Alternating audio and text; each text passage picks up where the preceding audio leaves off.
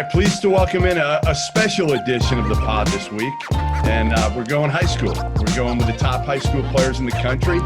And who better to talk to than the number one player, Chet Holmgren, and Paolo Banchero, two guys that I've seen. Love your games. Love how hard you play. You're very different in your games. But how many times have you guys faced each other, Chet? How many times you guys gone up against each other? I think we played against each other at this all-star game type thing down in Atlanta. I don't think we played at MBPA, did we? No, I think, just the all-star game in Atlanta, but at Elite 100 and MBPA, I don't think our teams even played. So, how cool is it to watch each other? Because your games are so different, but you're both the thing I love about both of you guys is how hard you both play. I mean, that to me is something that can't be taught. I think I've told both of you that I just respect you guys, especially at the high school level, for how hard you guys play. But you have such different games, such different body builds, everything like that. How much do you guys, Paolo, what do you like about Chet's game? Yeah, I love Chet's game. Just being able to be as tall as he is, he's the tallest person. I mean, every court. And just being able to be so skilled and then being able to change shots the way he do. You know, when you go in the paint and you see Chet, you know, you definitely second guessing whether you should go up or not. So just those two things. And then, like you said, how hard he playing and him not ever being scared from, every time I see him play, he's talking mess. He's in the game. So that's probably my favorite things. Chet, what do you respect? I mean, when you see Paolo and he's big, he's strong, he's athletic. You're both versatile, but what is it that stands out the most? Yeah, a lot of things he just said about me, same for him. And then, like you just said, the versatility, being able to especially move at his size and have the whole package, high post, low post, bring outside, the jump shot, pretty much can do it all. I want to know what it's been like, guys. I mean, for me, this past summer has been brutal in a lot of ways, like the rest of us, right? I mean, I'm usually at the Peach Jam. I'm usually in Vegas. I go out as much as I can in the summer to see as many of you guys as I can and get to know you guys before you get to college and in the NBA. But what has it been like for you guys not getting that opportunity to be on the circuit again in the biggest summer really of your high school careers? Go ahead, for me, I mean, it was a bummer. Before I was committed, I was looking forward to playing in front of coaches one last time. And then just the fact that, I thought we had a really, really good team this year. I'd been to Peach Jam my previous 2 years on the circuit. And we hadn't made it to the final 8 in either of those 2 years. So this year I thought, we had a really good shot. We had a really good team. So that was my probably biggest bummer, was just not being able to go to Peach Jam and compete in UIBL. Chet, what did you do this summer? Like, I didn't go out because college coaches weren't able to go out. And honestly, my wife would have killed me if I tried to travel this past summer. So I didn't get in a plane. I didn't go anywhere. What did you guys do? Yeah, it was definitely rough. Like Paolo said, not being able to get out there one last time and kind of, I would almost call it a farewell tour. Didn't get to have it, but I mean, you got to find the blessing in every curse, and it's definitely been great for me to have the extra time to really work on my body and focus in on my game to even the littlest details. So you gained like 30 pounds, right, Chet, in the off season when nobody saw you? I had to gain some weight. You look, I can see it. I can see it right here, Chet. Right here. Not to flex on the camera. You don't want to embarrass Paolo, right? Oh no. What did you do, Paolo? Like, where were you? Were you playing every single week, just not in front of coaches? But were you out consistently playing, more local? What were you doing every week to stay sharp? Yeah. I've only played in 2 tournaments this year with AAU that have been recent. But right when the virus kind of first hit and everything got shut down in March, we had just lost a state championship on that Saturday, and then school got let out on, I think, the following Tuesday. And school got let out, and I was right back in there. I was motivated coming off that loss, and so I've been in the gym And then, yeah, just over this time, a lot of, Seattle's a great basketball town. So a lot of college and pro players have been back, with the virus, just been at home. So I got a lot of, good workouts, good runs in during this time. And, yeah, definitely bettered my game over this time. Yeah, I saw you not long ago. Remember, I was out in Seattle to see a UW game. Went to on that Friday night. Went to see you. Got there a little bit late. It was raining out. I decided to walk from dinner. First time in Seattle, by the way, first time ever.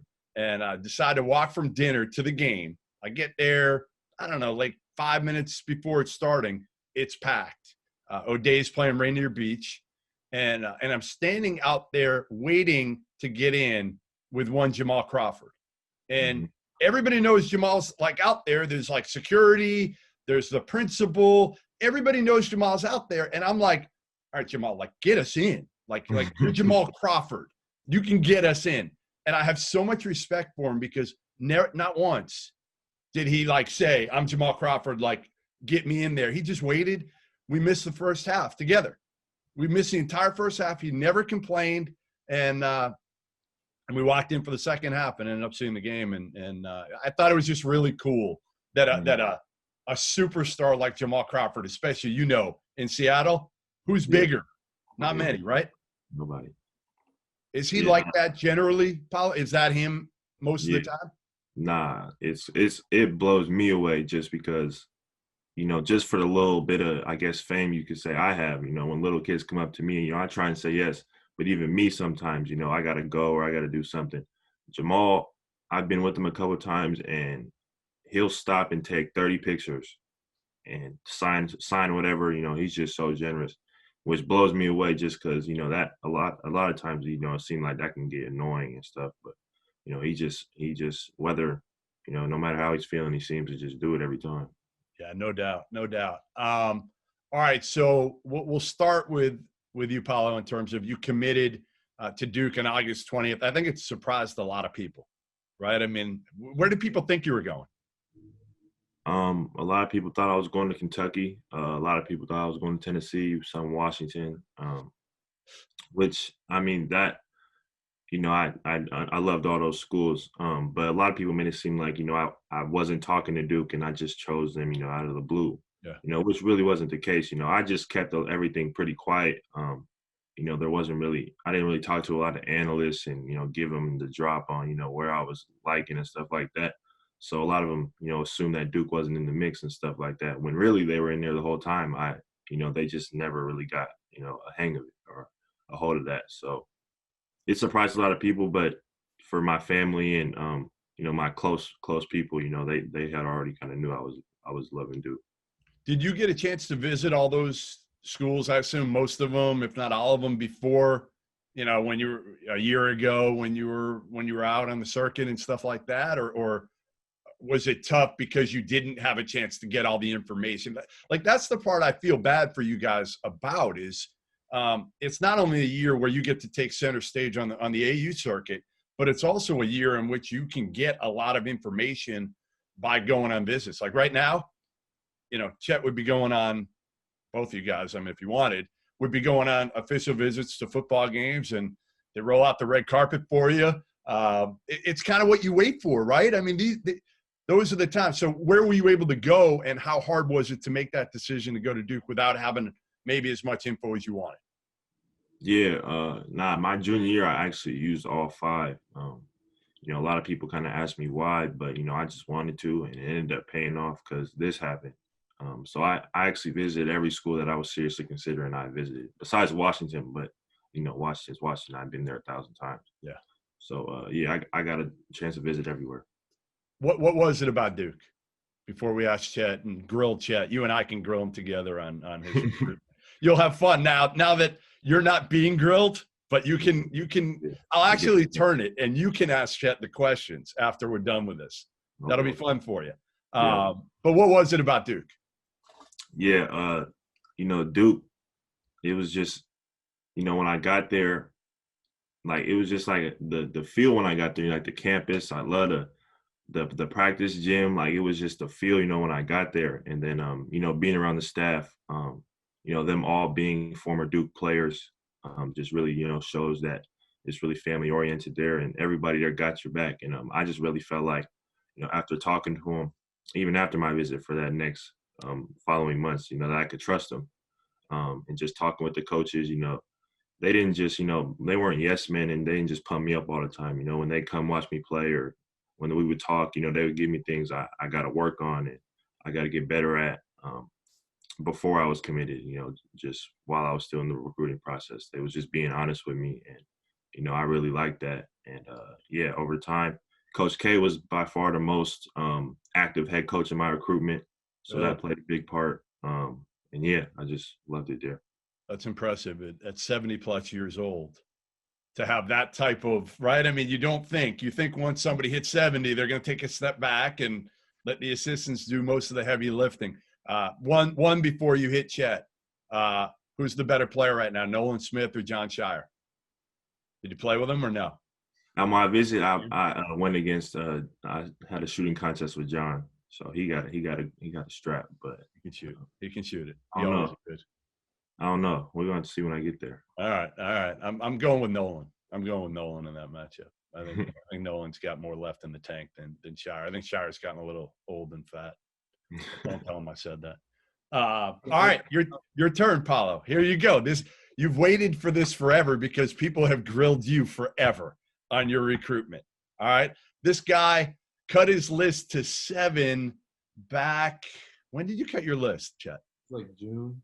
June. It's been a while, so you're still at 7. I'm not even going to go. I'm not even going to ask you anything. I'm going to let Paolo go after you now. Come on, put your journalist hat on here and go after Chet, and let's figure out who he really likes. Oh, man, I'm going to say, I'm going to just ask the first question.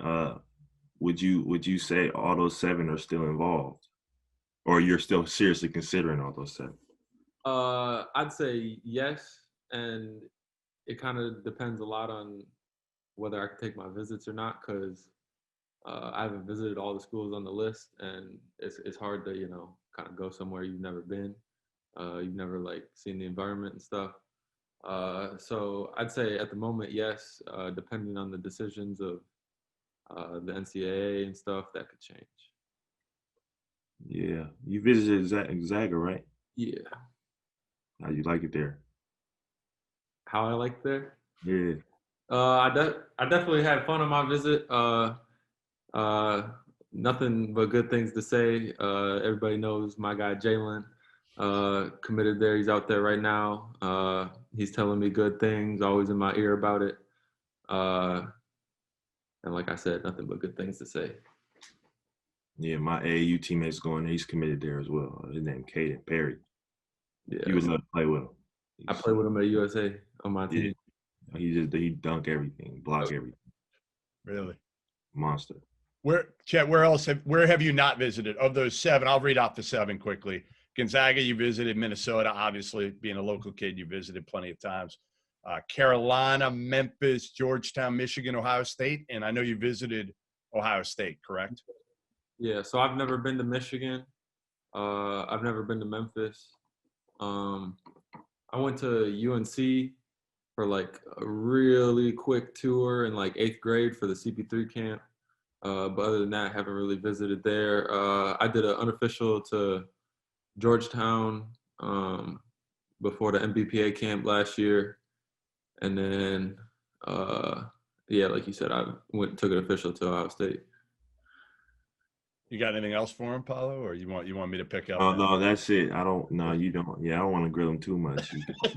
I don't blame you. I know how it feels. You don't want to answer all them tough questions. I know, and you get him. The worst part is, guys, listen. I don't do as much with high school guys as I used to, more college and NBA. But when I'm there at some of these events, I hear guys, and it's the same question. What I've always said, what you guys should do. Go ahead, Chet. I agree with you. You'll have 5 different reporters come up to you. They'll line up to talk to you to ask you the same questions. They can't just put the microphone up. No, what you have to do, and we should make a rule for everybody now. Just put the schools you're considering on, my name is Chet, and the schools I'm considering are, and you just list them. And nobody will bother you. Like you'll have most people that are just be like, all right, whatever. Like all I need is a school list anyway. I'm not even going to bother talking to them. And then you can like just hang out and chill with your boys at these camps and whatnot. So that's my idea. I was never that guy that really just went up and like school list, school list, school list. It was more to me. I always felt like it was cool to get to know you guys. Like I interviewed Kevin Durant when he was 15 years old. I think I was the first one to do a national story on him. So it's like that's the fun part of me going out in the summer and seeing you guys and watching you progress through high school, through college, into the NBA, hopefully, and just seeing kind of being able to talk about that too, not only on the court, but like Kevin Durant didn't say anything, like he was super quiet until he got really to Texas, and then he started opening up. So you guys are way ahead of him in that department. Not even close. He was super quiet. All right. So Chet, give me the timeline at least. What's the timeline look like? Any idea or no, not with everything going on? I don't have anything like super specific, but depending on if I can take visits or not, it'll probably, if I can take visits, it'll probably end up being like early spring, probably right after the season. Yeah. Or towards the end of it. If I can't take visits, it'll probably end up being more midwinterish. Are both of you going to school? Like, give me kind of the school and team update right now, Paolo. Start with you. And like, are you going to school every day right now at O'Day? And are you going to play? Is the season supposed to start on time or no? For us, every day is online. We haven't been to school. And then for the season, we're supposed to start in January, I believe, is when we're supposed to start like first practice. And I think we'll start like mid or to end of January, like first game. And it'll just be conference games and then state tournament. So yeah, that's really it. What about you, Chet? What are you school? What are you doing? Yeah, it's kind of, there's a lot of different options depending on the student and their situation, but most students are doing like a hybrid type situation. They put a lot of rules in place, spent a lot of money to get the school ready, environment ready for this year. And then as far as the season goes, I couldn't tell you yet, but it'll probably be something like what Paolo said, end up starting later, probably sometime in December, and then just do conference and then state like sections and state finals. An interesting one that I don't know if you guys have given much thought to, but I wanted to get both of your thoughts on this. Name, image, likeness. You guys are going to be the first class to go in to make money playing college basketball. It sounds crazy to me. It really does. And, you know, NCAA is trying to figure this whole thing out, and they talk about guardrails. Guardrails are the big word of the day when it comes to name, image, likeness with the NCAA. We don't know what those guardrails will be. How much have you guys talked to people about this? Because from a social media component, you're going to be able to make money. Who knows what it's going to be sponsorship-wise. Like, are coaches talking to you this as they were recruiting you? And kind of where's your head at? Just give me kind of your thoughts on maybe what to expect if you've been educated on this at all and are thinking about it as you kind of head towards college. Start with you, Chet. Yeah, I've had conversations with multiple coaches about it, but I mean they're almost as in the dark as we are, because like nobody really has any rules set for it, so nobody really knows. But like the general idea, the bigger the brand of the school, the bigger endorsements end up being, and I think it's definitely very important to allow student athletes to profit off themselves and become their own brand. But at the same time, you got to be able to manage that and not let it get in the way of basketball and your job, really. You excited for this, Paolo, to make some money playing college hoops? Like, it just, again, you'll be the first ones. You'll be the kind of the guinea pigs to how this thing's going to work. Yeah, when I heard, when they said it, it definitely was, exciting to see. As far as like, talking to my people and stuff, my mom was a college athlete, and she had been, saying that players should be paid since I was a little kid. I remember saying that. And she's been, real vocal about that. But like Chet said, my parents would talk to me about it, and I always tell them, that's good and all, but I just don't want it to ever, get in the way, my basketball and the end goal, which is trying to get to the NBA. When I can make real money and then kind of focus and all that. But while I'm in college, I want the main thing to be, basketball, because that's what I'm there for and all that. It is hard. I mean, you think about it, like you don't know where the opportunities are going to come, right? Like I've said it, how much is it going to be on recruiting eventually? And that's going to be illegal. The NCAA is trying to make it illegal. But let's face it, I've kind of just thought it through and said, well, if I'm a head coach and I got a buddy of mine who owns a car dealership, well, why can't I just tell him to offer you guys, basically to have something already in place, right? And say, hey, once you get here, I'm gonna make sure you got $100,000, opportunity here to do some ads, some commercials for this car deal.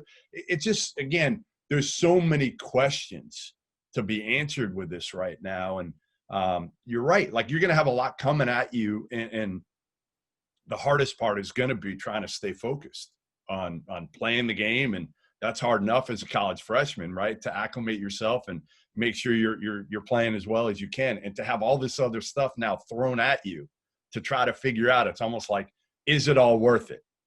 Depending on how much money you're making, right? You're going to have to decide that, and maybe you have a family member handle most of this stuff, because you guys shouldn't, honestly, you probably shouldn't be dealing with it. It's going to be, a lot on your plate while you're trying to figure all the other stuff out, get better. All right. G League program.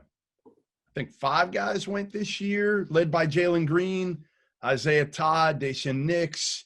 Those were kind of the headliners. They're throwing around pretty good money. $500,000. That's pretty good money, right? They're working out in California. I don't know what it's going to look like this year, because honestly, I don't know if there's going to be a G League season next year. It's going to be interesting, right? I assume they'll still find a way to work out, but they may not play as many games or anything like that.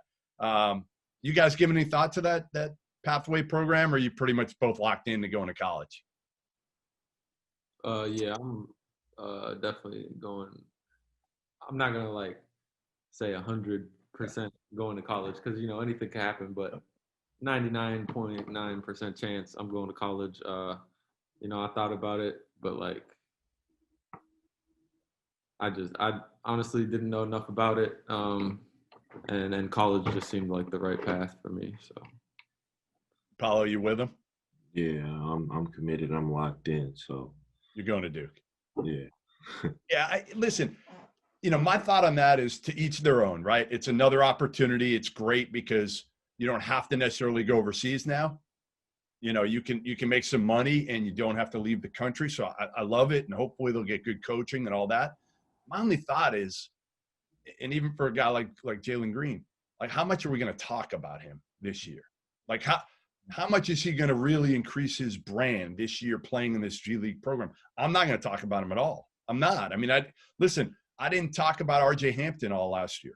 It's out of sight, out of mind, right? I mean, he was overseas. So I feel like you go to, whether it's Duke, obviously wherever you end up, Chet, you're going to be able to build your brand a lot more in college. And the other thing I'll tell you guys is, and I went to school at Arizona, it's a pretty good time in college. It is. You guys have seen that, right? I mean, you've been on college campuses enough.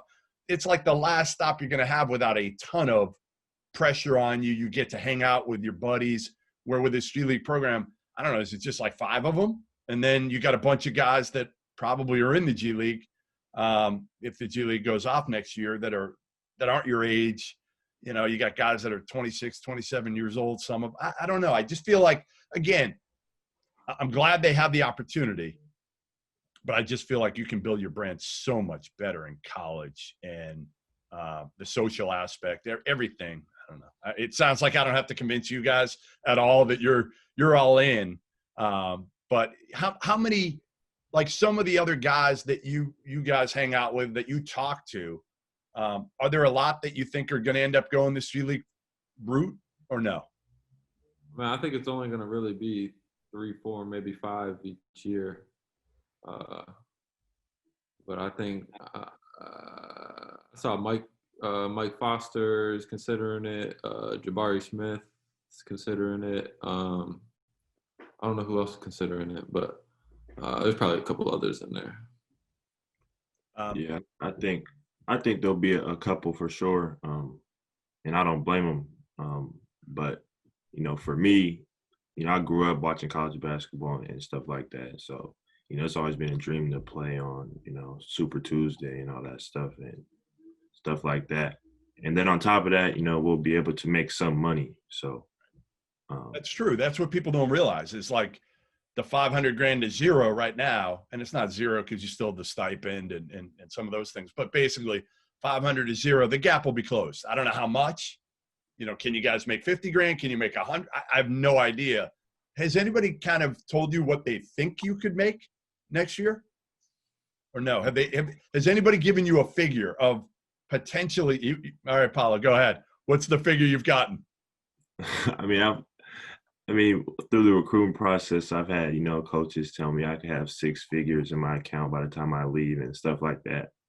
And I mean, I just don't know how true that is. Like, maybe that'd be great, like if that is possible. But, they just trying to tell you a lot of stuff. So they want you to go there. Some wild numbers. That definitely sounds like a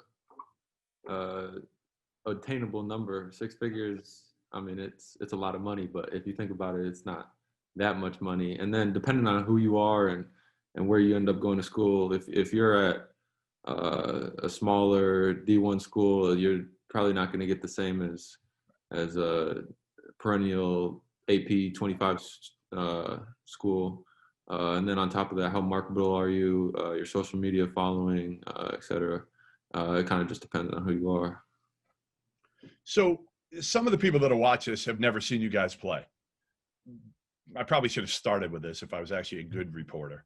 But we'll get to it now. Break down your games. Can you do either of you know each other's game well enough to break down the other's game, or should I have you break down your own game?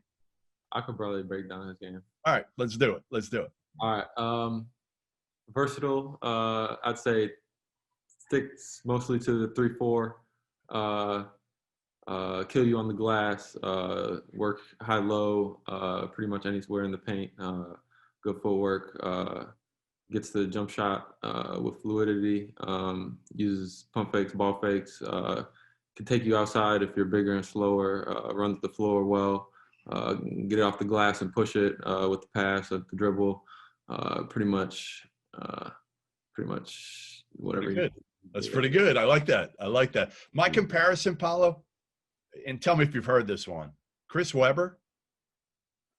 I haven't heard Chris Webber. For me, like, it's interesting because I think my play style varies from who I'm playing against. So some people may see me and say, oh, he's like Carlos Boozer is one I've heard. But then some people see me play and be like, he's Tobias Harris, or he's something like that, who more handles it and stuff like that, because it just kind of varies. In high school, I'm bigger than everybody, so I'm going to just get down low because that's easy buckets. But in AAU or a better competition, I got to be craftier and find more, creative ways to score. So it'll be something else. You can handle, you can pass, you can score in the post.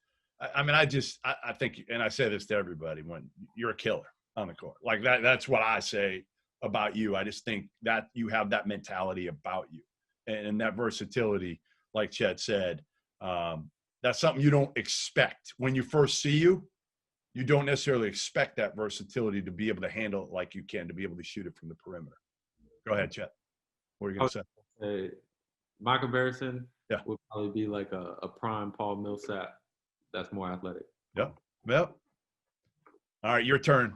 Millsap too, yeah. That's one person I heard. Go ahead. But yeah, for Chet, my breakdown would just be elite shot blocker, elite. On top of being able to be an elite shooter from the outside, being able to be a ball screener or come off ball screens, either one. Being able to pass out of doubles, you see over the defense. killer mentality. You know, he's not timid at all. And then also kind of like an underdog mentality. Obviously, he's number one now, but a year ago, he wasn't. And you could just see that every time he plays that he has that, you know, that underdog mentality in a way, and just has a chip on his shoulder. And then just being as fluid as he is at 7 feet is ridiculous. You know, for me, I've never seen a 7-footer being able to in and out, double behind the back, Steph Curry, and then go dunk it. Like when I seen that, I was like shaking my head. Like I really was like, "What the hell did I just see?" But you weren't alone. Trust me, you weren't alone. Yeah, so that's mine. I was like, "What did I just do?" What's that? I kind of thought that to myself after I did it too. Like, You're like, what? What did I just do? Yeah. Well, it's funny because you look at you, and again, what do you weigh? What did you weigh last time I saw you? Go ahead. I'm gonna be brutally honest. Yeah. I don't think I was anything over like 178 last year. Oh my God. Yeah. And what are you now? You 190? A little over 190. Yeah. Okay. All right. I mean, that's the thing when you know this, you deal with it every time you step on the court before people got a chance to know you, right? They're looking at you like, come on, really? Oh yeah. Like, right? Oh yeah, I've gotten it all my whole life. I'm just this tall, skinny white kid with long hair. And I mean, the being white part of it, like people are like, "Oh, he's soft." Like It's not that sweet. When do you have like?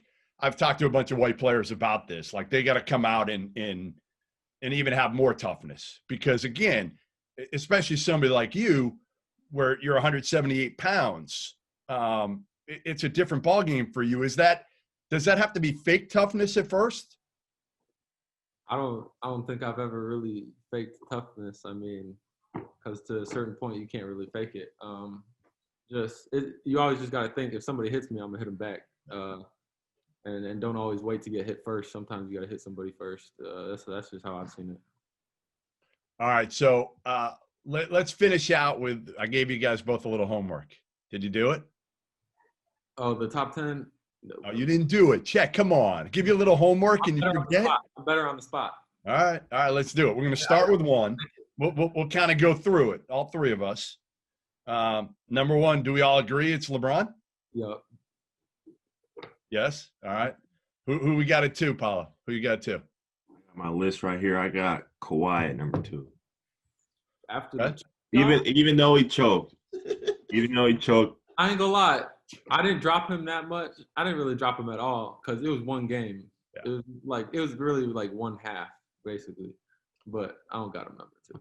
All right. I had him number 2 also before, and it's still hard to move him much. I mean, he's still a killer. He still plays in both ends, but yeah, it wasn't pretty. Definitely wasn't pretty. All right. So who do you got at 2, Chet? I got a healthy Kevin Durant at 2. Yeah, I'm with you. That's the thing about that. My list was everybody playing right now. I would have had KD definitely at 1 or 2. And right, I would have had Curry. I had Curry in there too, but everybody on my list. All right, let's count those 2. No other injured players. All right, no injured players? Other than those 2. Other than KD and Steph? Yeah. Well, there's nobody else that should be on it anyway. I mean, if you try to put Kyrie on it, I might hang up on you guys. I got him at 10. Kyrie now or Kyrie in 2015? Man. Here's my problem with Kyrie. Listen, Kyrie on talent should be in the top 10. Kyrie, when you include everything else, I don't have him in the top 10. I think one-on-one, top 10 easily. He is. I don't know about top 10. All I'll say is the Celtics with Kyrie didn't get to the Eastern Conference Finals. Without him, and Kemba's not as good. We can all agree on that, right? Kemba's not as talented, but man, I don't know. Kemba's just got the intangibles. And the big thing for me with the Celtics is Kemba allows Jason Tatum and Jaylen Brown to be them, where Kyrie, I don't think ever did. I think Kyrie wanted himself to be the guy. And Kemba and Gordon Hayward are great for the Celtics because they don't care. They're not about themselves. They're about team. Anyway, that's my rant on Kyrie. All right. So, all right, where are we at? So we're at whatever, some combo of LeBron, KD, Kawhi at 1, 2, 3. We all agree with that? No. But you dropped Kawhi lower. You dropped Kawhi even lower. Who do you got in front of him? Even though Giannis kind of choked a little more. Oh. Uh-oh. Nah, I got Giannis at 3. Even though he can't shoot a jump shot, I got Giannis at 3. All right. I'll give it to you. That's fine. All right. All right. So you got, again, we got, I'm trying to write them down as I go. All right. So 4 for both of you guys. 4. Who do we got? Kawhi at 4. Kawhi at 4. Who you got? I got Giannis at 4. I had AD at 3. Okay. AD at 3. Giannis at 4. Got it. 5. I got AD at 5. Okay. I got James Harden at 5. Ooh. All right. I don't know about that one. Yeah, I might fight you on that one a little bit. Listen, there's nobody like him offensively. I just think, again, talk about chokers. Yeah. Just hasn't really done it in the postseason. Every playoffs. Now, again, listen, when you got a 6'4" center, it's hard to win in the playoffs, right? I mean, PJ Tucker's the toughest dude in the NBA, other than maybe James Johnson. But I think it would have worked if they had anybody that could shoot instead of Westbrook. Yeah. Well, you're right. That combination isn't great, right? I mean, Russ is such a freak, plays so hard. If he could just be a consistent shooter, it would be a different deal. All right, let's keep going. What do we got? 6? I got Dame Lillard. Can't argue with that. Somewhere in the top 10. What do we got, Chet? You're trying to think on the spot now. You said you were good on the spot. I'll throw Dame in there at 6. All right, Dame at 6. 7. Curry 7. Okay. Yeah, on my list, I got Jokic in there at 7. He boosted himself over these playoffs. You know who's boosted himself more than anybody for me? And I'm not putting him in the top 10, but I'm saying who's boosted himself more than anybody probably in the bubble is Jamal Murray. Yeah, nah. Damn. He's been unbelievable. I never thought he'd be this. Donovan Mitchell, too. Yep. Donovan Mitchell, no doubt. All right, Jokic, what do you got? Chet? What are we at, 8? 9? 8?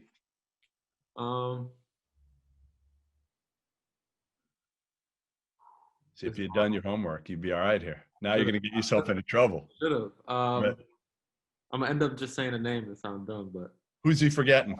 Paolo, go next, and you'll save him from embarrassing himself. I got Luka at 8. Yeah, I got Luka higher. I'd put Luka at 8, Jokic at 9, because Jokic can't protect the rim at all. But he don't play no D. He don't play no D. He play no D. I got Luka higher, guys. I got Luka like ahead of Harden. Like I got him up there. I do. I got him up there, man. He just, I don't know. He's coming too. He's coming. Yeah, there's no doubt he's going to be top 3 in 2 years. No doubt. He's going to be an MVP in a couple of years. Yep. All right. So what are we at 8? Still at 8, 9? Go ahead. What do we finish it out? I got Tatum at 9.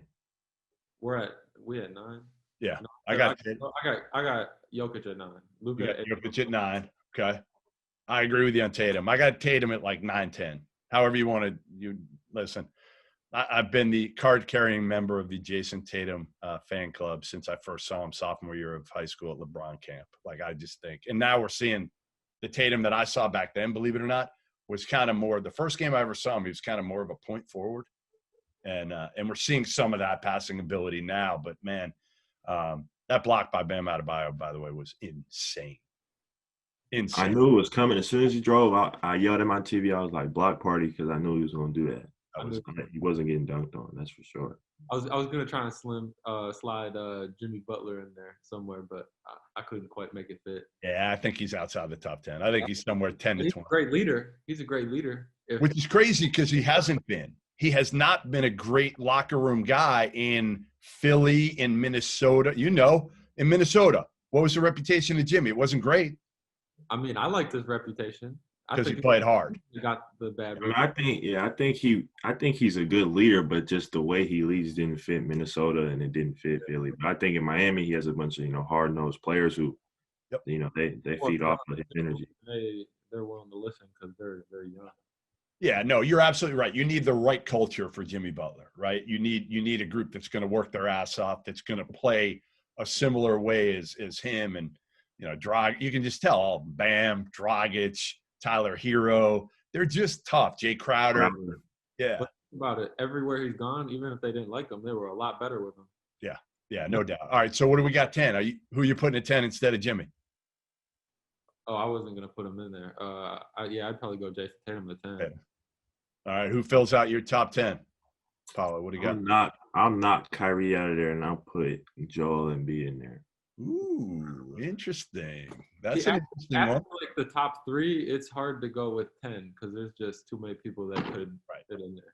A lot of guys. I mean, we haven't mentioned probably a bunch as well that can be, Donovan Mitchell knocking on the door. Yeah. Brad Beal knocking on the door. There's a lot, but like you said, the top 5 I feel is not easy, but again, you got to have LeBron, you got to have Kawhi, you got to have AD,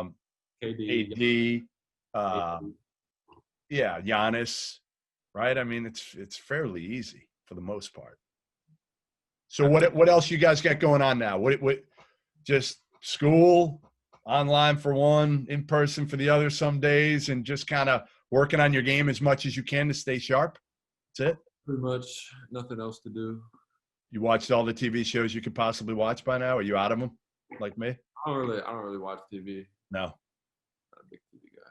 Just watching hoops every night? I watch mixtapes or play Black Ops. That's pretty much all I do.